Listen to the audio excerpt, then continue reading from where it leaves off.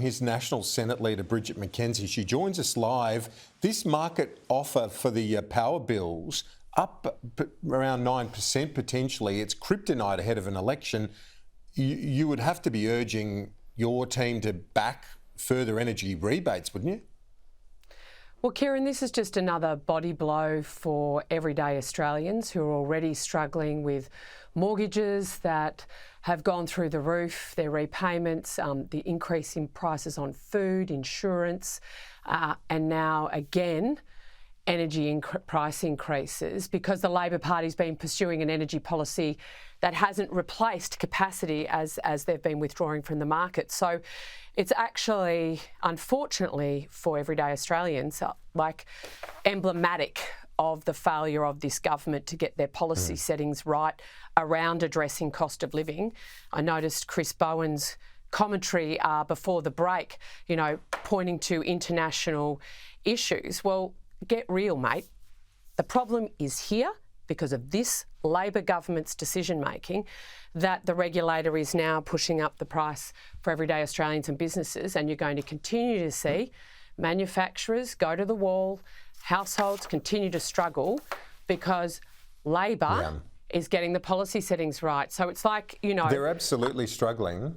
Yes. So is it time then, so should the coalition...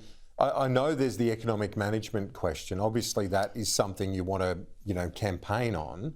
But when people are hurting so much at the moment, and business, is it time to maybe extend that energy rebate? Surely there'd be a lot of your backbenchers keen for you to do that. Well, we want to see Australians supported not just in the here and now, but to actually have an economy that's strong enough for them to provide for their families and to grow a secure financial future for themselves over coming decades, and to continually be putting band-aids on bullet wounds, as this Labor Party seems to want to do, fails to get to the actual nub of the problem.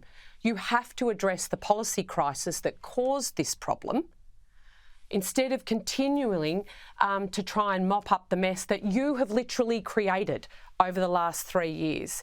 And so, of course, Labor wants us to start talking about, energy package relief for everyday Australians and for small businesses, because they don't want to address the fact that their own policy failures have brought us to this place, Kieran. And I don't want us to be sleepwalking into, energy relief packages without the Labor Party admitting that they got it wrong, and this will keep happening if they don't turn the ship around and change their energy policies. Because until they do You've said that it's the last exactly 2.5, 3 years. That's exactly what's going to happen. It's exactly what's going to continue to happen.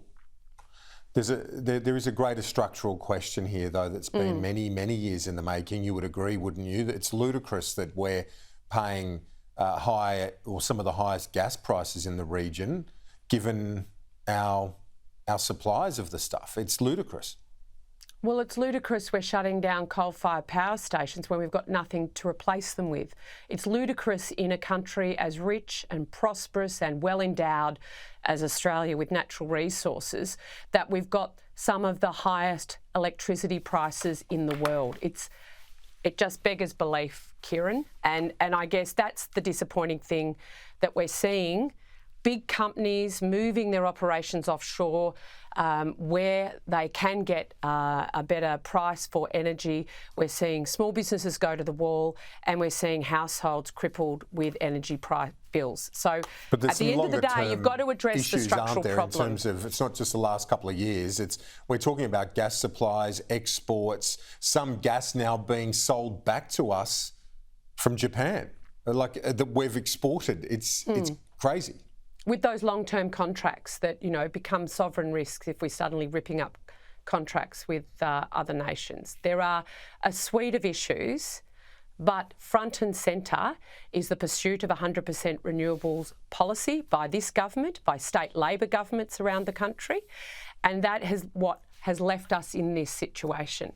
I just find it incredible, and that's why our plan around including nuclear energy into our future decadal mix on energy provision is so transformative and visionary, because it's not only going to set us up to 2050 with our net zero targets, but it will be powering our nation and our industrial base into the next century. So that's the sort of thinking and policy foresight we need heading into this next federal election, not the weak excuses from Chris Bowen that we're hearing today. Are you worried about the future of the alliance, given I know you're a strong supporter of the US-Australia alliance and relationship, but there'd be many everyday Australians wondering what on earth is going on here?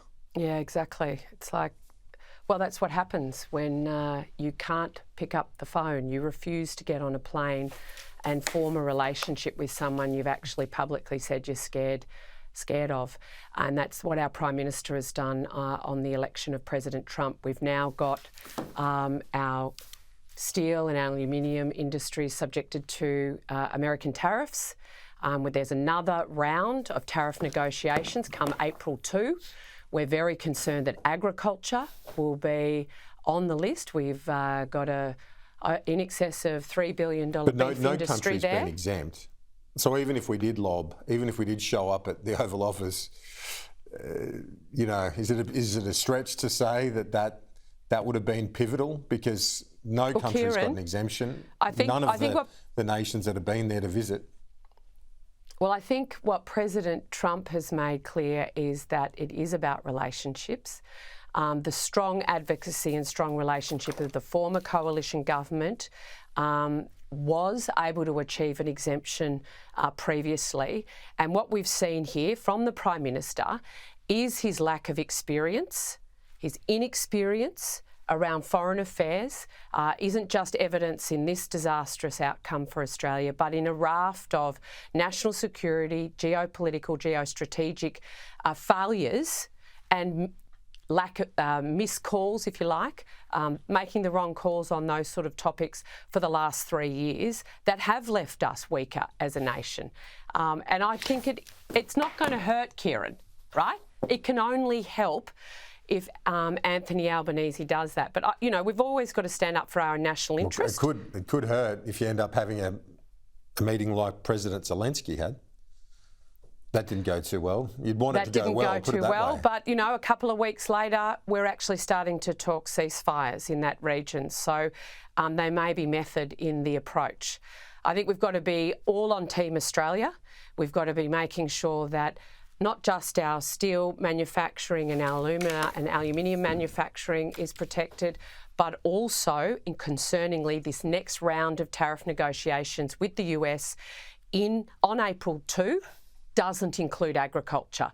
And I want to see both the Prime Minister... You're saying that we need to be on Team Australia. The government says that your team is actually... you're not on Team Australia at the moment, because you're defending the Trump approach when it's the US and Donald Trump that are slapping the tariffs on. No one's defending the US putting the tariff on. Oh, we've lost what that tariff application shows is the Prime Minister's failure to secure the exemption. We all want the exemption. There's only one Prime Minister that's actually failed to achieve it, and that's Anthony Albanese. That's our criticism. Bridget McKenzie, thanks so much for your time. We'll catch you soon. We'll talk to you soon.